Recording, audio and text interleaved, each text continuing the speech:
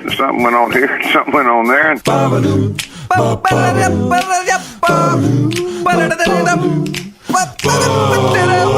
This time on TNT, we dissect the good and bad about this year's AMAs. we talk about bullies. And your picks for the greasiest bars in Canada. All coming up right now on TNT. Jeremy Taggart, make some noise. That's my Pitbull at the AMAs. That was Pitbull. Hey, how are you? He has to have a big hammer. I tweeted that. What is the deal? Did you see my AMA's drinking game? You call yourself an ambulance first. Yeah. Then you do a shot every time he says, make some noise. Then you wake up in the hospital the next day. I saw one photo of him dancing, and it looked to me what was like, not unlike a fist, like where his penis should be. A very big fist.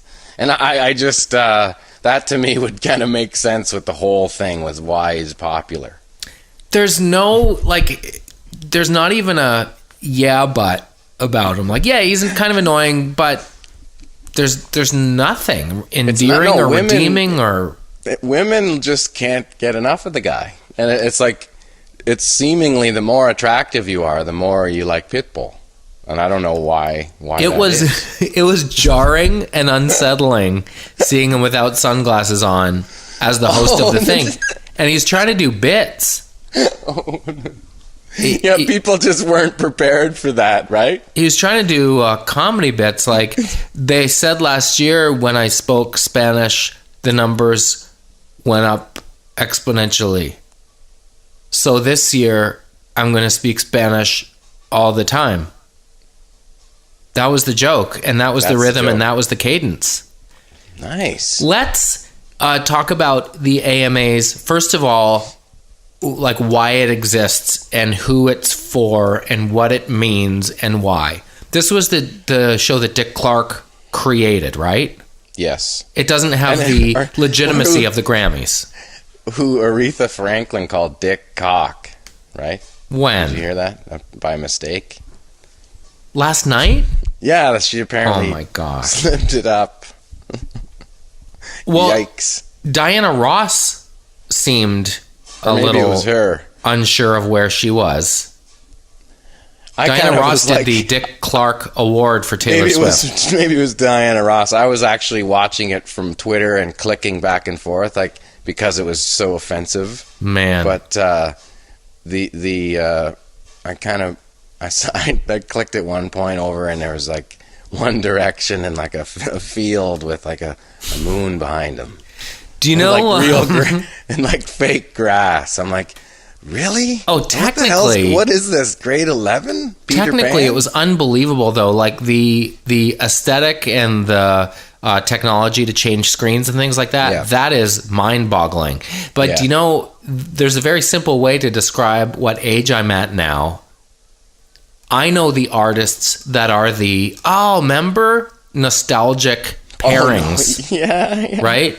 It's like so-and-so and Wyclef Jean. I'm like, remember Wyclef? I know that reference.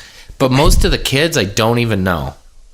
Yeah, that's the thing that frightens me the most. It's like I feel that it's just... when you see, if you look at Hollywood, the old actors and the old writers and how learned they were and how many books you had to read and things that you had to do to get on screen, and then that kind of bar has slowly lowered, and you still have talent nowadays, it's there, but what's in the mainstream and what people see every day is it's more the posturing and the marketing and the interesting creativity. So it's just these executive type decisions as opposed to artist, performer, musician, playing and having that be what's exciting. It's just not there at all. It's the complete opposite. There's no music really at all. It's more just about a production and creativity and marketing and a way to sell advertising. Who's at the top of your I don't get it list? Well, it's I can't, like people would say like the Iggy Azaleas and the the idea of One Direction, but it's more the concepts and what you see as what's being portrayed and what I'm supposed to buy into. That's what bothers me. That, because it's not about the performance more the actual opening of the mouth and what sound comes out. It's more about what you're trying to convey, and the framework is so much more important that it's just backwards. Well, it's interesting because Taylor Swift made no bones about the fact that she wasn't singing. It was almost like it's dangerous territory to pretend that I am singing, so that we should just shine a light on the fact that I'm not, and not even pretend. I'd never seen it that overt before. Yeah, well, that's where we're at. It's come to this. It's like now with rock bands, where initially an album was a recording of what the band was live, because that's all they were, was a live entity. And they recorded that, and that would become an album. And now here, at this day and age, it's an album is something that takes months to prepare, and it's almost expected that you can't reproduce it live. So there's an acceptance there, and it's got more to do with like it's a motion picture or something. But if Our Lady Peace is playing on the Junos or Much Music or something, that's live, right? Yeah, for sure. But it's not a track or you're not singing the track. But it seems like the more popular you get and the bigger the show and the more important the show, the less the live comes into play. To the point of the Super Bowl where the Chili Peppers weren't even doing anything because they say it's just impossible to sound good. Right. So what the heck's the point? What's going on? It's all just a commercial. Sorry about that, bud, but you have to, we got back to the Chili Peppers again. Oh, I know. You have a hate on for them. Well, it's just so like derivative and formula driven. It's just, and the idea of it is, kind of like quickly put together funk. The 5 Seconds of Summer kids, I don't know if you saw them, they at least play their own instruments. Granted, I realized midway through their performance what I dug about it was that they were doing a cover, and I think that's what I like about you. And at least they're playing their own instruments. I dig that. Yeah. As opposed to the One Direction folks, just it's karaoke really. But they're singing it. They're supposed to. They don't play instruments. The 5 Seconds band, they play their instruments. But was it like miming the instruments, or were they actually playing them? It's a good question. I would suggest they were actually playing them, but they may have been miming them. Yeah, they might have been playing the track. I mean, I know from doing Jonovision, it's obviously a little different. But if you're going to sound check 6-7 bands in an afternoon, the only fighting chance you have is to let them play the track and have live vocals. But on a show the size of the esteemed AMAs, presumably they have a few days of sound checks, and it should be live. Yeah. Well, I don't. But like you said, these big shows now, they'll listen and they'll make that decision. I don't know. Did you ever have a screw up on a live show? Screw ups? Yeah. Like where you suck? Yeah. Or your stick breaks, or you fall over, or something goes sideways? Not to the point of like train wreck. No. It's been train wrecks live, but not on a TV show. Not that I can remember. And what's a train wreck? A train wreck is when everybody has to stop. Like you can't. Oh my gosh, that happened? Oh yeah. On a live show? The first time when I was in Our Lady Peace, our first show ever, we had to stop during a song at Backstreet in Montreal, opening for the Tea Party. And the Tea Party were like watching at the side of the stage. And they were like, who are these losers? I think we were playing Naveed, and I don't even know what happened, but like two of us started playing another song or another part of the song. It was so bad that like nobody had a clue what to play, so we had to stop, and it was just, made had a fit, and we were done. The show was over. Tea Party was standing in the doors, appropriately enough. obviously on a different scale, but Miniature Ponies, our little country band, had our first gig last Friday night. Yeah, the Ponies. Here's what happened. It wasn't a train wreck. What did you guys start with? Tight fitting jeans, Conway Twitty. Beautiful. But here's the thing. Our drummer, Darcy, was working on a film set 45 minutes outside of town.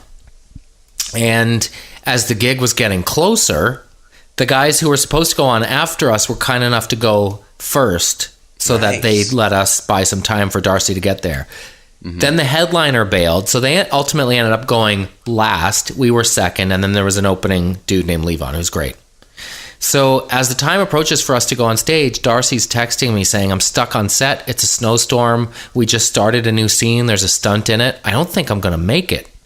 Whoa, yeah, this is when you tweeted to me saying, can you get down here bud? Yeah, how fast can you get here, bud? So fortunately, Mike Clattenburg, creator of Trailer Park Boys, friend of mine for some 25 years, and exceptional drummer, is in the bar. He came to see us. No. Yeah. He was actually 2 doors down having dinner when I texted him saying, are you around? And he was like, yeah.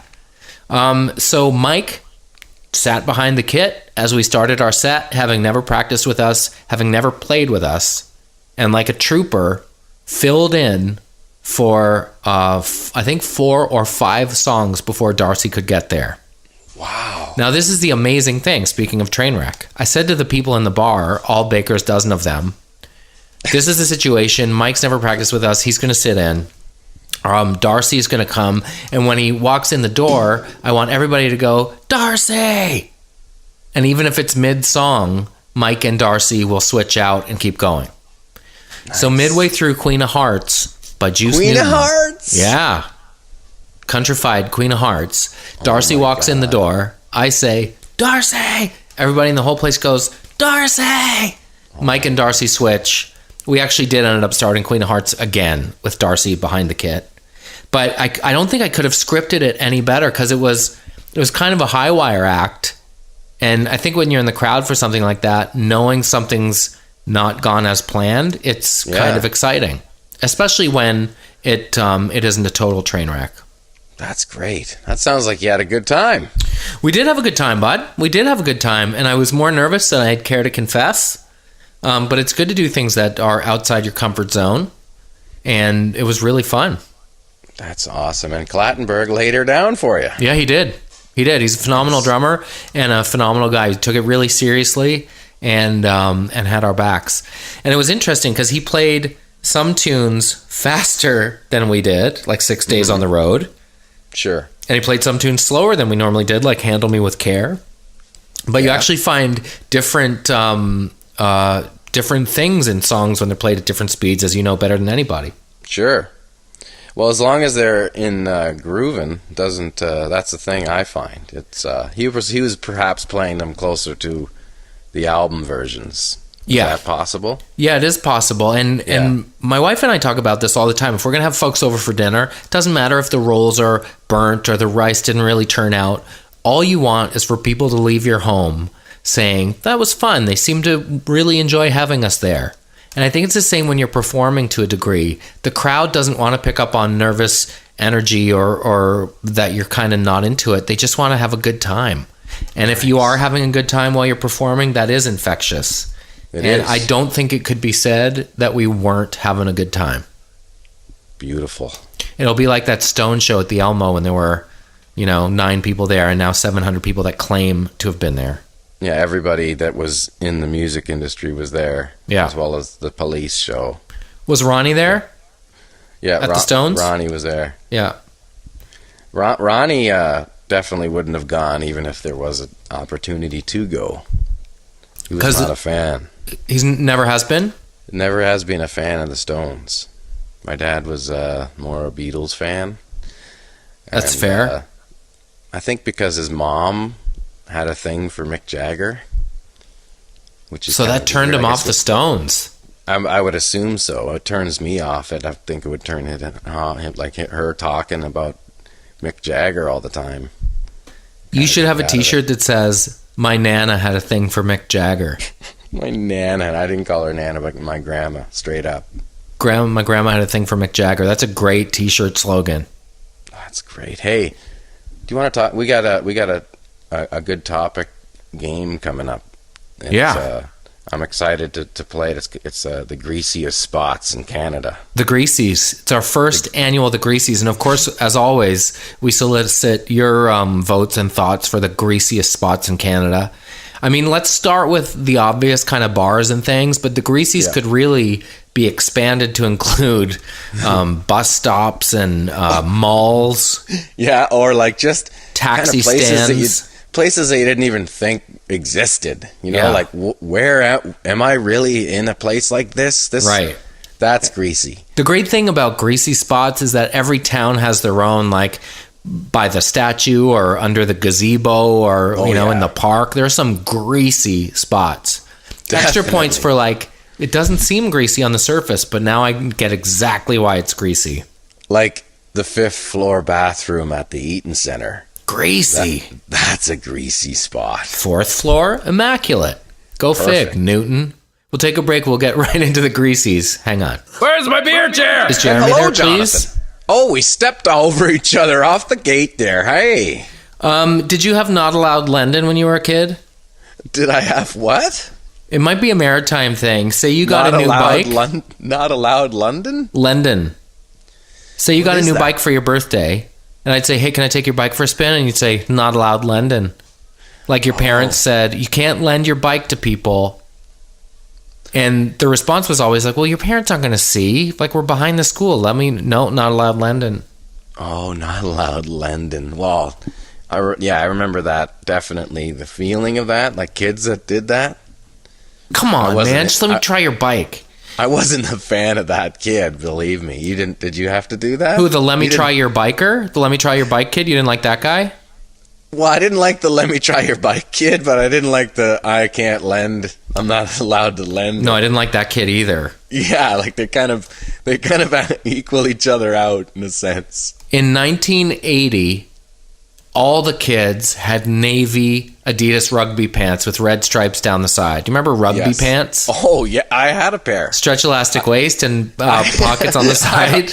I also had the gray with the purple stripes. So those are the ones that I had. All the kids had navy ones. It's all I wanted for Christmas, and I got the gray with purple stripes. Yeah. And you might as well be an albino pigeon. Like everyone else was like, what? That's not even the same galaxy.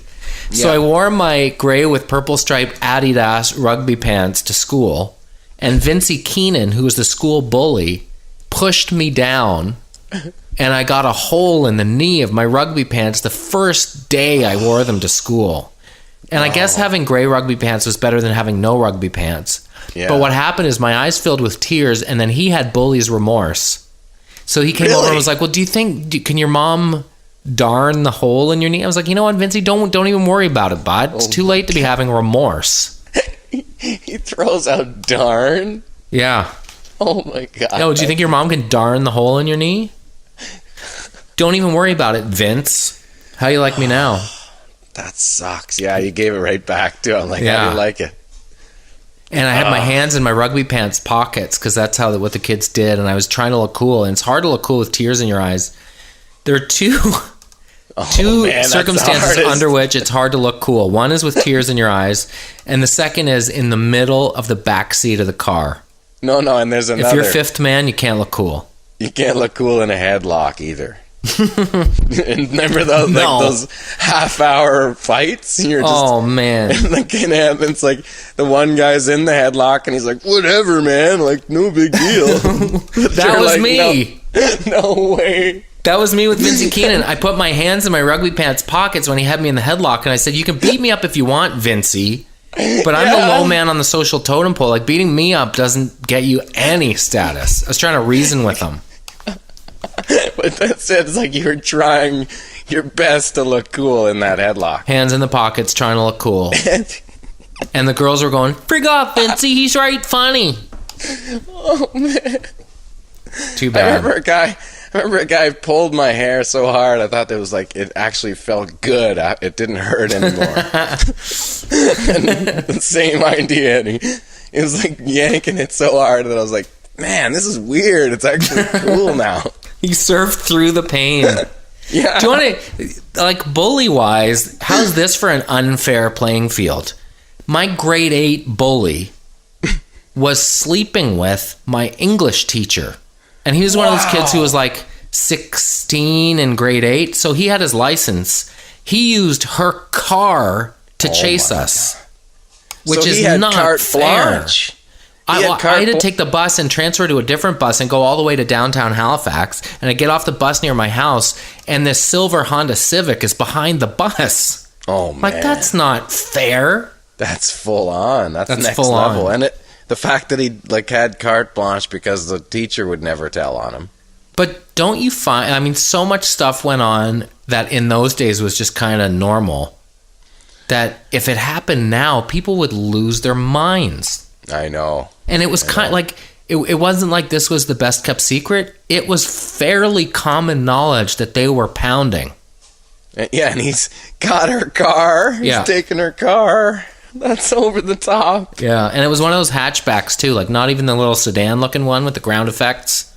It was like full on English teacher Honda Civic. That's crazy. Yeah, we called him Fulligan because he'd always corner me and my friends and say, I'm going to Fulligan kill you, and then Fulligan kill you, and I'm going to Fulligan kill you. Oh, man. That's Fulligan. That is a scary bully. Yeah. Well, also, he could vote. Like, he could vote. He was so much older than us. Yeah. I remember the bully that I had was a really huge kid. Like, he was big, but also fat. And he was just... So you could at least outrun him. Yeah. Yeah, our bully was a spectacular physical specimen.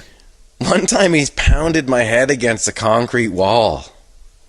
Like, what kind of a bully move is that? Like, that's like a old Roman bully move. Like that's grabbing a harsh. kid and smashing his head against a cement wall and then walking away. Like that is, I mean, I suppose in today's standards, by today's standards, that would be assault. Oh yeah, man, knocked out in the gym. But dude, didn't you have teachers that threw chalk at you or picked up your desk when you were sitting in them, things like that? Yeah, for sure. Yep, that or the ones that would just scream so loud at you that like it hurt your head, or the ones that had the super darts coffee breath and they'd be yelling at you and they'd be like you could smell them and it's just making you want to throw up. Or the ones that had liquor on their breath. We had some of those. Yeah. I had a very physically imposing guidance counselor in junior high who walked onto the volleyball court and caught the volleyball in one hand to ask me where my chocolate bar money was. It was That's bad. why you wonder why you don't like school. I had a math teacher in like grade 9 high school that like all he would talk about is how his grandfather invented the hockey net.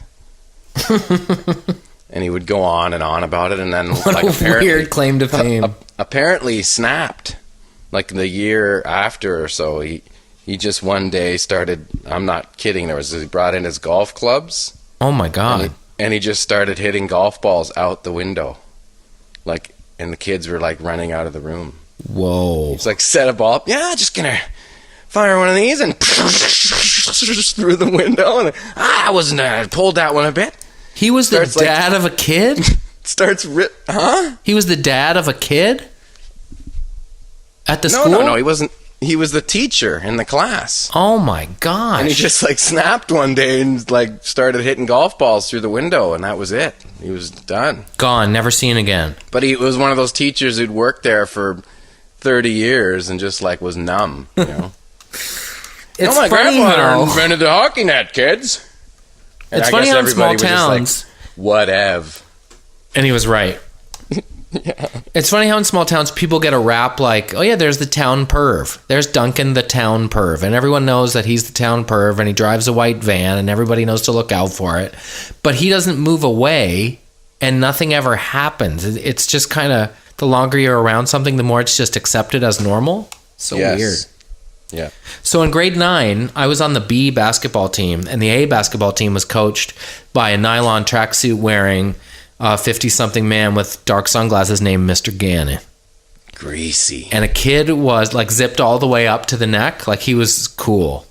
And a kid on the A team got sick. So I got called up to the A team just in time to go on a trip to New Brunswick. And we were winning, like, I don't know, by 20 points or something. And Mr. Gannon came over to me on the bench and said, I'm going to put you in. Just don't touch the ball, dog. So, come on. Yeah, Mr. Gannon put me in the game. With the sunglasses? Yeah.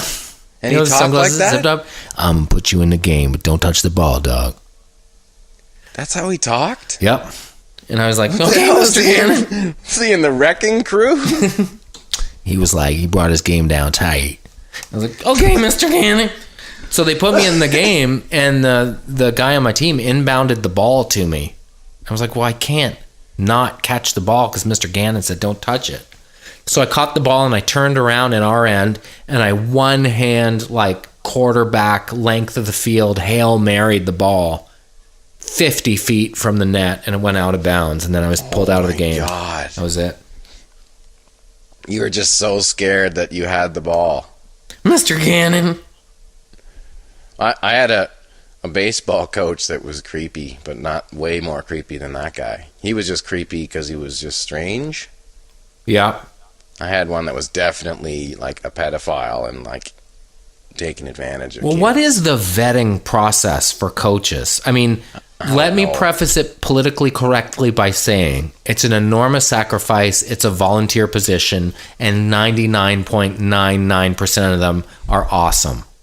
Yeah. But the odd, weird cat does sneak through. It's true. Well, this creep had like him, and this was in York, in Toronto, for the rep team. So it was like him and his buddy from Rochester. Tom was his name, and his buddy Fran from Rochester, and they were both creeps. And they would they'd have like one kid like keeping score, but he would like stay with them on the trip, like because we'd be traveling around Ontario, and they'd like keep the kid with him, and the kid was all quiet, and you could tell something was going on, and it was one of those weird situations. Awful. When you're a kid, you're like, what is happening here? What is this? Like what kind of deal is this, and how is it acceptable? And here we are, all this stuff goes on, and people say, how come you don't just come out and say it? But like, what do you do? Tell a cop? And then how come the kid doesn't say anything, or the parents, and letting the kid go? It's just so ridiculous. But and you don't know why, but you're just your spidey senses are tingling. It's off, right? There's something weird about this. Yeah, you just figure this is too much to be real. And the way that they were, the coaches, and the way they treated you, it was. And I get my parents that were always weary of them just as being creepy anyway. My first drink of hard liquor was with a soccer coach who, when I was 12, fabricated a tournament in New Brunswick. Whoa. And took half a dozen dudes camping in New Brunswick to drink. No way. Yeah. And we drank vodka because you can't smell it on your breath or through your pores. Like, again, a little offside. Wow. Nothing untoward happened, but you look back and think, why was that okay? Yeah. What happened to the Greasies? Speaking of Greasies. We're talking greasy people, and we're getting into the Greasies. All right, let's take a quick, like super quick break, and we'll get into the Greasies. Come back, will you? Would you like some egg and beans? Fuck off! You're not my mom! And we're back. So we put out a call to people on the internet service saying we were going to be doing the Greasies, and we were looking for the greasiest bars in Canada. It's funny because at first we thought maybe we'd do greasiest spots, and then we realized there are probably enough greasy bars in Canada. Between the two of us, we probably know enough. But between the two of us and all the people, there's probably one in every town and city across Canada, because everybody has a place. There's a place not far from us that when I started dating my wife, she was like, do you want to go to the Pick-a-Pig? I was like, is that actually a bar? No, that's just what people call it at closing time. So we put out the ask, what is the greasiest place in Canada? The response has been overwhelming, and there's some places with multiple votes, which is wild. Yeah. So just list a few.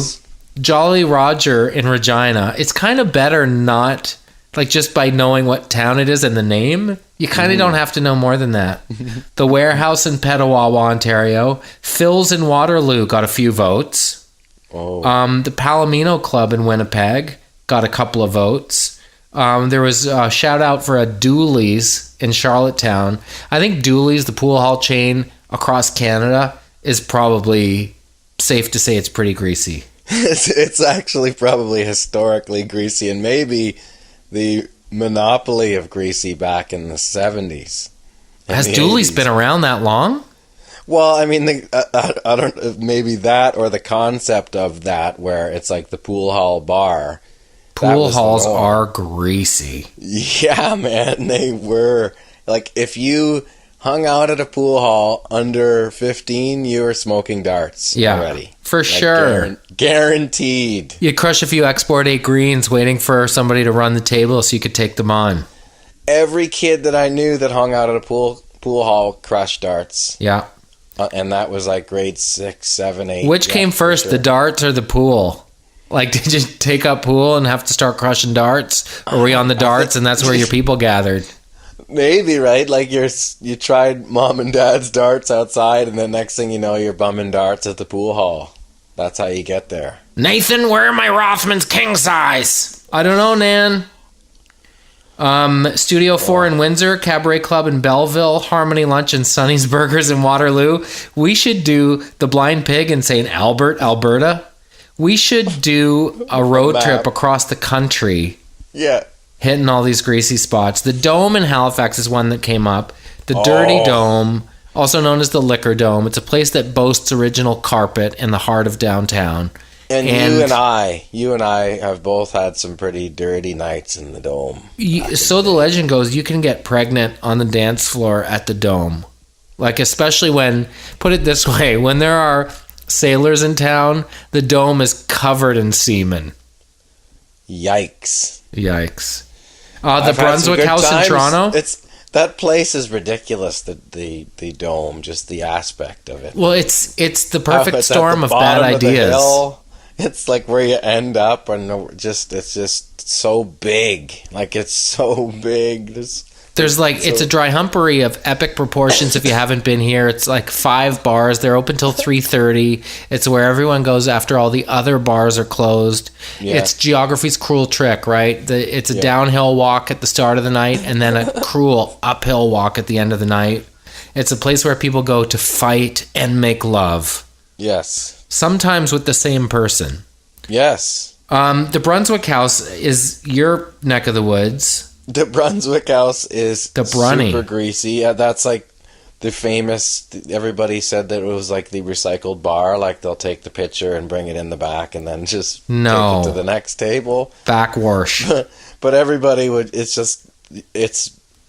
just empty tables with benches, and that's it. You sit there, there's a stage for dancing, and you just get hammered. I remember one night, I think it was like 1993 or something, and my brother Jet and our cousin Elliot went out there, and it was always the big thing to get banged up before you go out as a kid at that point. I didn't drink at the time, but they were getting hammered beforehand. But we got to the place, and then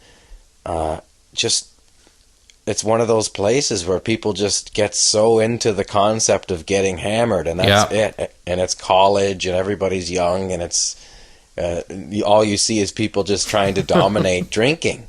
And my brother Jetson, who is pretty good at drinking himself, was so hammered by the end of the night he was like standing up on the stage.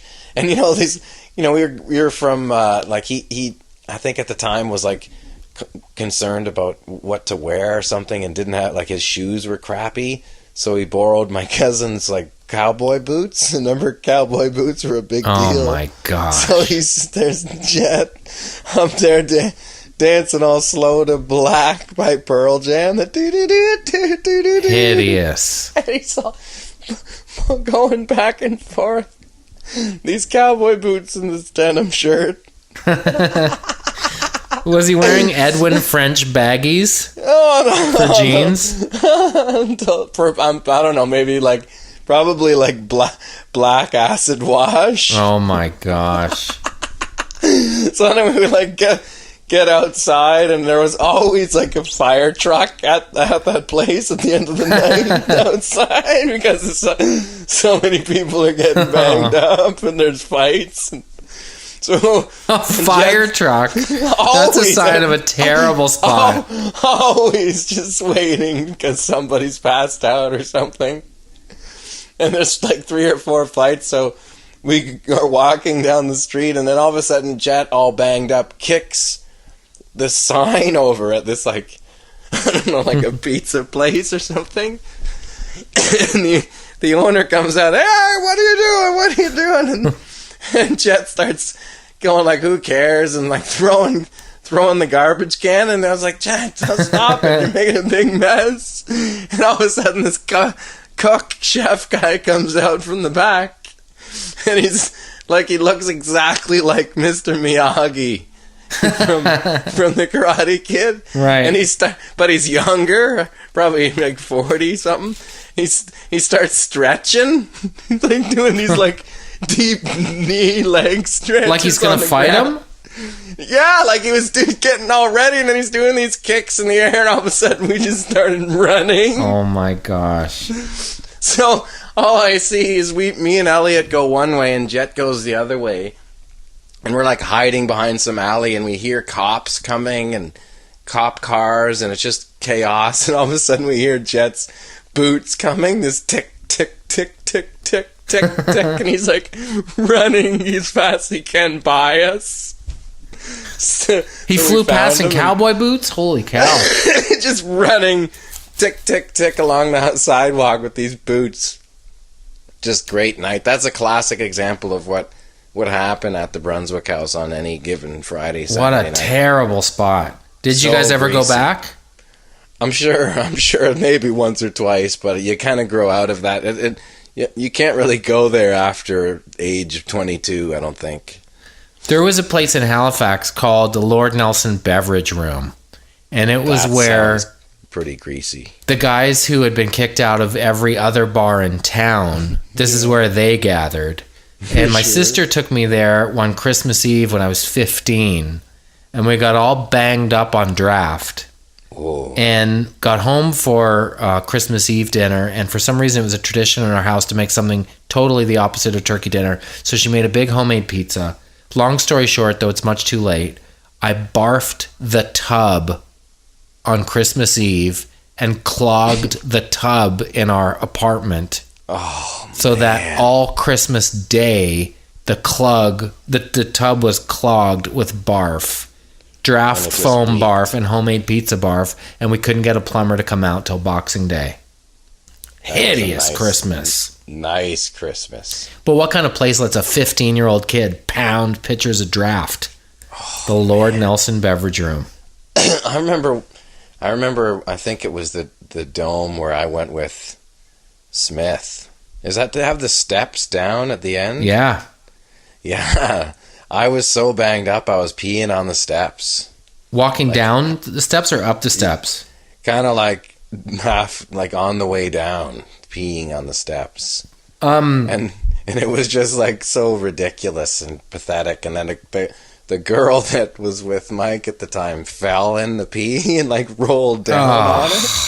And I started laughing, and she started getting really angry. And well, what good can happen at that hour of the night? How about this for the description of the Fraser in North Bay from Scrib Squatch? Mullet karaoke, leopard print cougars, and all the darts you can smoke. Oh. That sounds like a good spot. That does. The zoo it's in Winnipeg, right? The zoo in Winnipeg, one of our first shows when I was in OLP opening for I Mother Earth in 1994 at the zoo, and we actually stayed there. And there's like hypodermic needles under the beds. Come on. The hotel rooms, and like hookers knocking on the door like every hour, and like ugly hookers, like looking like, Nell Carter kind of hookers. Like, just give me a break. Give me a break, yeah. Break. Like a Jacquet knocking on your door? No, I think Jacquet would have been a plus. We're getting more Nell Carter and Ving Rhames looking women. Wow. But anyway. What's Jeremy's girlfriend like? She's nice. She looks like Ving Rhames. So I'm pretty sure there was like a spine in the alley when we were loading in the gear. Like a human spine. Oh my God. And there was these like bouncers, like these 3 huge bouncers, and then 1 little bouncer. And they were all bald guys, and they looked like they were maybe bikers, but they were tough as nails. And they would just like beat up on the little bald guy. Like he was the newer guy, I guess, and he had to work his way up. And I saw this one thing that they were doing was like the 2 big guys would hold the little guy up against a pool table, and another guy would come and run like wrestling into the turnbuckle on him against the back, so he would smash against the pool table. Like insanity, like the guy could have broken bones. Paying your dues at the zoo. Yeah, man, you do not want to try and like work your way up that system. Well, the person who name checked the zoo here just said blood-stained carpet. Dot. This was during the day, those hijinks, so those guys were probably, fighting people at night. Maybe that was like practice. This is the thing, though. I have to say, generally, I'm more comfortable in a dive bar than I am in a mock turtleneck, what is love kind of place. Yeah, well, that's not really... Is that a bar? That's like a... That's just too loud to have any fun at those places. Listen to this description of boomers in Hamilton, Ontario. Neon palm trees, underagers, cougars, coke on the toilets, and karaoke Fridays. That sounds from pretty Steve. Greasy. Yeah. Hamilton can have some good greasy nights. I mean, everywhere has greasy places, right? Yeah. Do you know, one of the most literally greasy places I've ever been? Have you ever been to Banff? Yeah. You know the place that does like bear fondue, but it used to be a swingers club? Still has phones on the table. I think it's called the Grizzly House. Wow. I think I know the one you're talking about. In the 60s, it was a swingers thing, so there were phones on the table so you could call like, hey, table 4. Yeah. But now it's a place where they do fondue with like wild game and stuff. Banff Grizzly House, that's it. I think I've been there, yeah. But and it's not as greasy now. But it's physically greasy because they cook bear and muskox and stuff. So you feel like you're covered in grease for a few days after you leave. Plus, knowing the greasy history of the place, it's literally greasy. Definitely.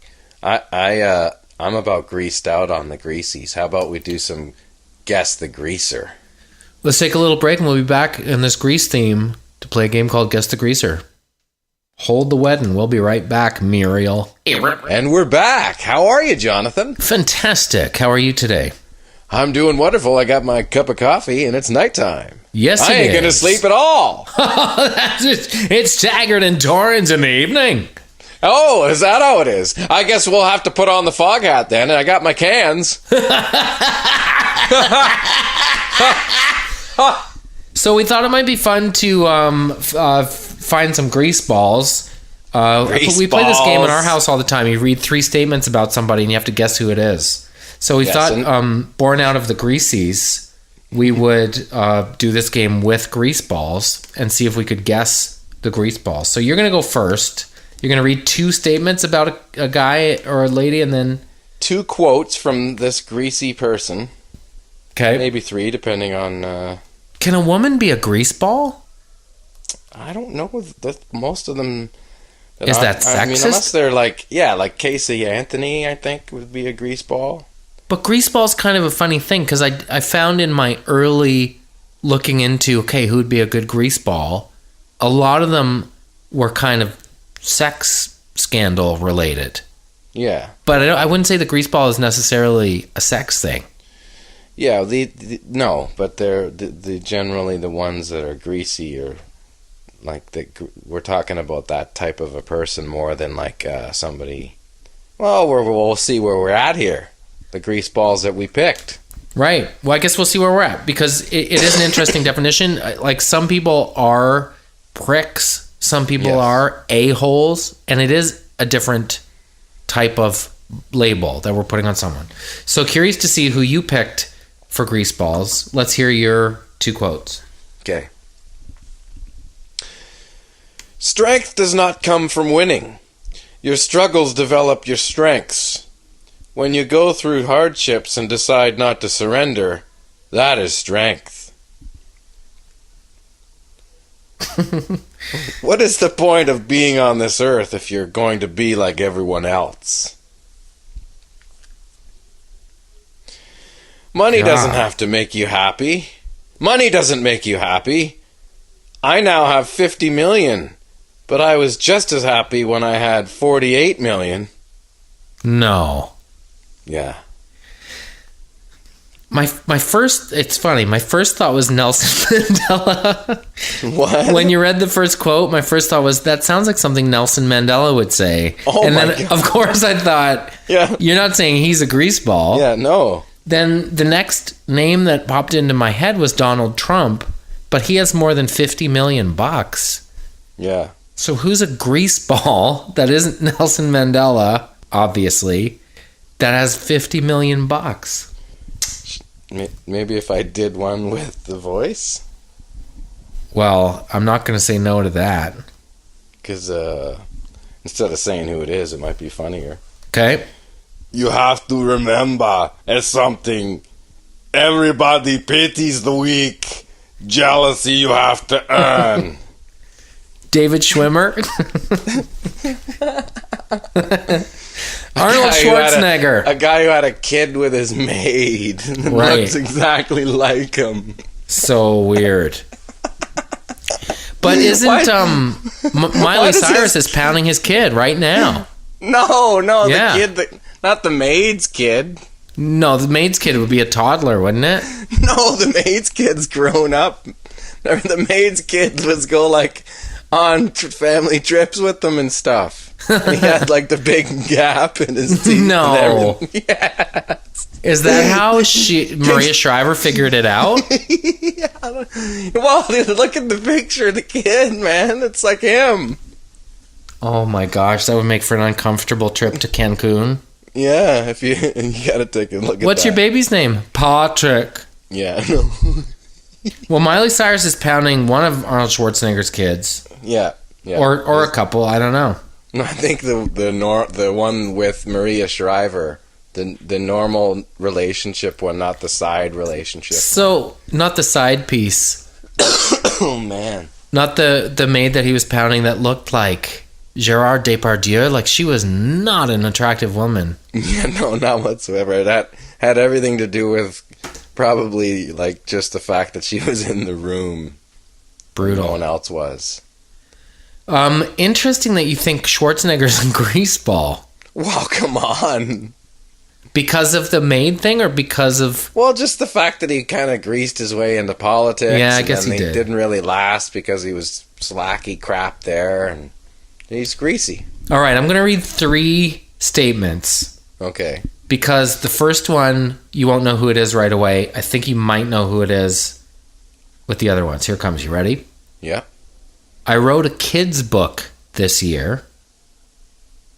I'm an under the hammer bird jabber. I got ruined by one punch this week. And man, he deserved it. I got ruined? Bruined. It's a hint. Oh. I'm an under the hammer bird jabber. And I got ruined by one punch this week. Oh, man. His first name is a city in Italy. Oh, Milan Lucic? Yeah. There you go. Nice. He's a greaseball. Is he a greaseball, though? Or is he just a crazy nut bar? Well, by my definition, he's a greaseball. I don't think you jab dudes in the hammer if you're not. Yeah, well, I don't know. A lot of those guys are beating the heck out of people because that's their job, right?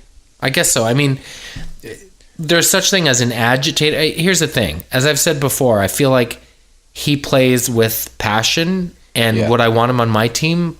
Probably. But he's certainly somebody that everybody loves to hate. Sure. But you want him on your team. Yeah, but he's still a greaseball. Okay. Like, remember him whispering into Dale Weiss's ear, "I'm going to kill your family"? Yeah, I think he's nuts. But like a lot of those types of guys are crazy. And he wrote a book about anti-bullying. Go figure. There you go. All right, hit me. You ready? Yeah.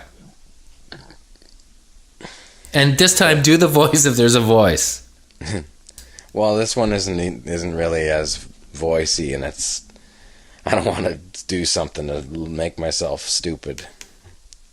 Okay, I could not tell you the date of my mother's death. I could not tell you the date of my dad's death. These are not dates that I find significant. Pretty greasy thing to say, no? Sheesh, yeah. I'm absolutely 100% not guilty. If there wasn't no fight, there wasn't no weekend. O.J. Simpson? Yay! You got Really? it. Wonderful. Yes. Crazy. It was the I am 100% innocent. Yeah, that's pretty classic. Man. Yeah.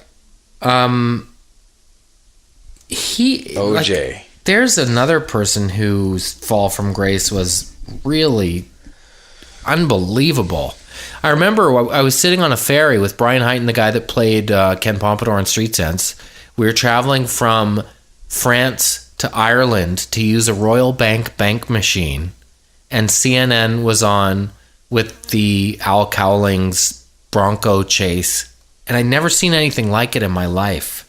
Mm-hmm. There were a few moments that kind of gave birth to CNN, and man, that was one of them. It was inconceivable that you could actually watch breaking news of that significance as it was happening. It's crazy. Yeah, I remember the same thing being, I think I was on tour when it was on, the actual Bronco chase, but I remember actually being in LA, and our A&R guy actually drove us up to Brentwood to the house, and like the caution tape was around the house, and the police were still guarding it. And really? Before the trial was over with and stuff, so it was still fresh. Jeremy really Taggart. Did OJ do it? Huh? Did OJ do it? Oh, man. Well, he knew something's up. And he's in jail anyway for the stupidest crime in history of trying to steal really his a own dumb stuff back. crime. Yeah. But he did it, right? Yeah. I think he did.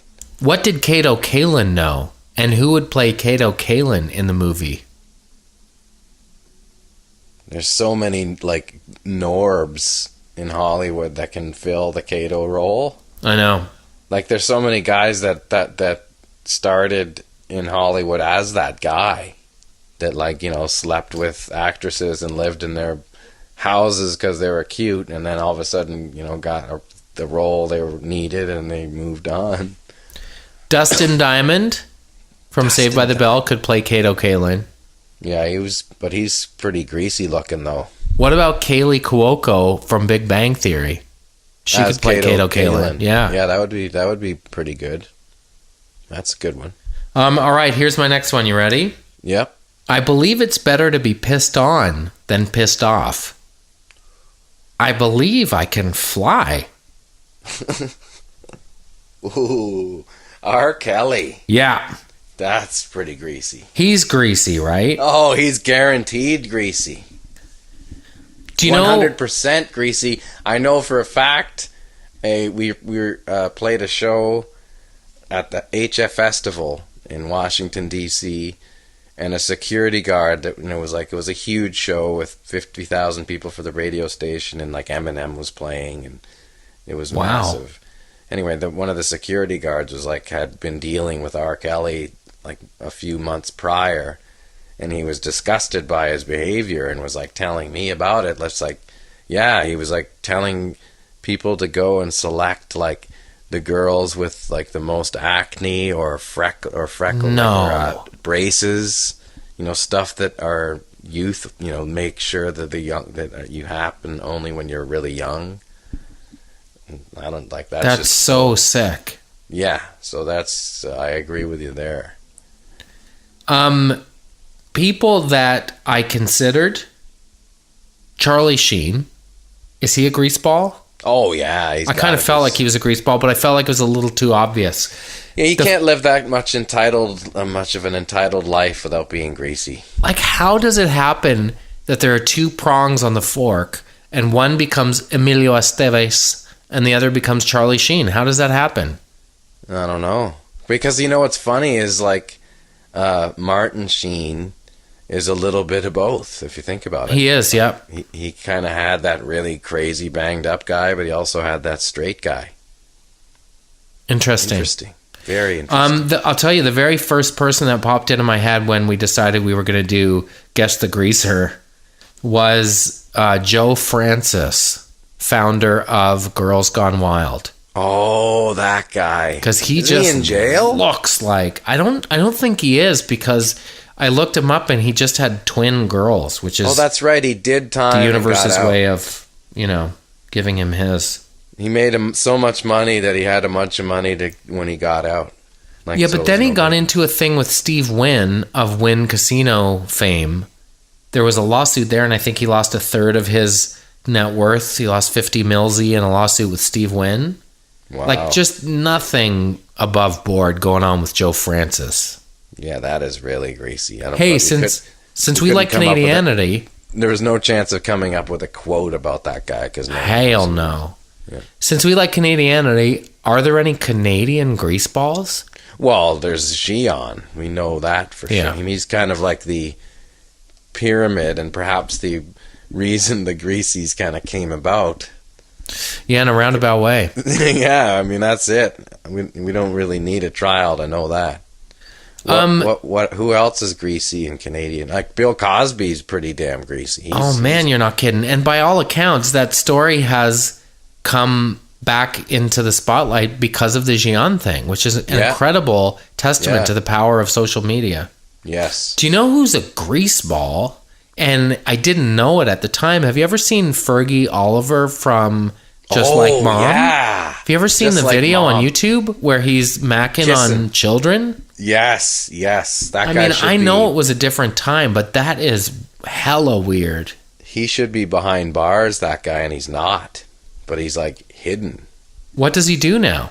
He must be retired. Because wasn't he the Blue Jays guy? Yeah, he did the Jays forever, and probably little things here and there, but yeah, that guy is clearly creepy. So we have a pretty small, it's like a small of fame for greaseballs in Canada. There's Fergie Oliver and Xion, that's it. But I don't even think Fergie Oliver is Canadian. I think he just kind of came up here for the work. I want to tell you something. I was watching E-Talk last night, and I think... You were watching E-Talk? Yeah, I was. You're just catching up on your Canadian celeb gossip, were you? Well, here's what happened. I flipped by, and I'm a big Ben Mulrooney supporter. I think he unnecessarily gets a hard time. I love when he fires back at people on Twitter. It's really funny. He's really clever. I've known him for a long time, and I rib him here and there. I don't really support his old man, but I like him. He's always been nice to me. He's a really good dude. And by the way, imagine if people form their judgments on you based on Ronnie's antics. No kidding, for sure. Anybody in politics has that kind of an idea. Now, here's the thing. He was interviewing your Nickelbacks, and I was watching and thinking, well, they seem like nice guys. It was just a reminder that sometimes in the court of public opinion, people get tried and convicted for reasons that are so out of their control. And I don't know if I'm getting softer as I get older, but I was thinking, that Chad Kroeger seems like a fun dude. Yeah, I don't think they're not known for not being nice guys. I think everybody knows they're nice people, for sure. I think the only issue people have with them is just possibly the formulation style of their music, where it feels like it's kind of got a commercial market and they go for it. But that to me is, you can't really knock it. I mean, it's like you can't just go on every form of business just because you don't like the way that they go to their customer. I mean, that they happen to go to that marketplace because that's the music that they like. So I'm not going to fault them for it whatsoever. They were talking about like it. They were talking about just having done. Sorry. They were talking about just having done mean tweets on Jimmy Kimmel, and the tweet was something like, "Do you know that if you play a Nickelback record backwards, it sounds like the devil, but if you play it frontwards, it's worse. It sounds like Nickelback." Like they seem to have a pretty good handle on having a sense of humor about themselves. If you're gonna do that kind of music, you still should understand that you're gonna get that kind of flack. That's how it works. Like that should be equally as understood as, I'm not gonna rip on you as a person, but you do make this kind of music. It's not, it's not Pink Floyd, 1968. Like it's the, it is for the masses, and it has a feeling that is light and for a certain aspect. Like it's not, it's commercial, and that there's a difference. But billions of people can't be wrong, can they? They pack them in all over the world. Yeah, but it's billions of that type of fan of music. It's not, when you listen to a record that even like someone like Jack White makes, it's just, he's probably trying to make a song that he hears in his head a certain way, and trying to make it as honest and open as possible, where I do believe that Nickelback has a feel when they go into the studio, they do things a certain way, and the songs have a kind of a box that they live in. And I definitely haven't been seen anything to think otherwise or hear, So would you rather play the O2 or Wembley in London to fans who wanted to ingest that kind of music, or would you rather play to 10 super music academics who really dug what you were doing? Well, that's not, those are two different things. I think it's like I like to do the music that I'm trying to do, and I've done all kinds of different things, but I mean, I think it's like sometimes you have to do things for like you said, if you've got a role in a show, or an HBO show that was shot in New York with a bunch of cool people, as opposed to a show that's going to be on CTV and you have a gun and you're pretending to be a cop. Like, there's a big difference, obviously. Right. You would like to do certain things that are in your realm, but if you're deciding from the get-go that this is your vision and you're going closer to the cop and the blow 'em up style thing, that's a decision that you're making, and that's understood. So there will be some flack with that, but hey, you'll probably sell more TV shows or whatever else, I don't think I could play a cop with a gun. You could play a teacher with a gun. Yeah, I could do that. Yes. I'm anxious to do a role that's completely outside my repertoire and be challenged and scared. I think in ways you could I do haven't with your longer hair. You could be a great hockey coach in a team. Really? Oh, okay. Yeah. The passionate, loud, high-pitched coach that just loses it. Yeah, I could be that guy. Maybe there's a Canadian comic named Luch Casimiri. He's one of my... you know what? Do you know Luch? If you had a French accent, I think we could write that and pitch it tomorrow. Really? If you were French, I would watch it. It's called... I would fight for it. He shoots, he's pissed. He's all angry. Oh, do you remember Lancer Compte? What was it in English? It's all right. He shoots, he scores. That was it. Do you remember that show? Just yelling at the players about how it's cold and it doesn't matter. It's minus dece. It's minus dece. Luch Casimiri, who wrote for Test Pattern with Dan Gallagher, wanted to do a Mighty Ducks style hockey movie for adolescent girls called Between Periods. Oh, yeah, I wonder how it wasn't picked up, eh? Why didn't he change the title? Because it's so good. No, this is the best part. But hey, did you, when you played minor hockey, was there chicken wire around the clock? What? Oh. They put chicken wire around the clock so that pucks didn't take the clock out. Yeah, of course. Definitely. I always admired that guy.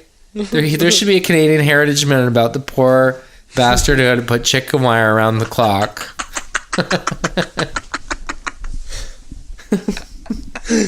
Oh, man, we got to take a break and wrap it up here. All right.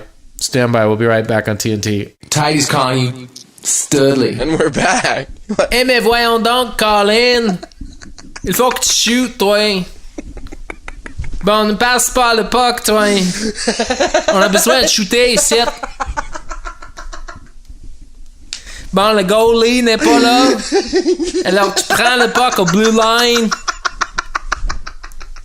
Bon, le ref peut voir. Arrête-toi, cream cheese.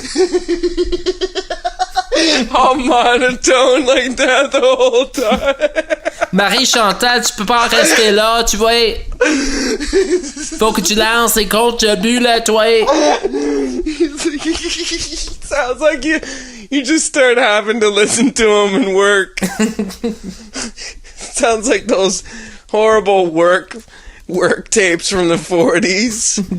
Like that dictators used to play.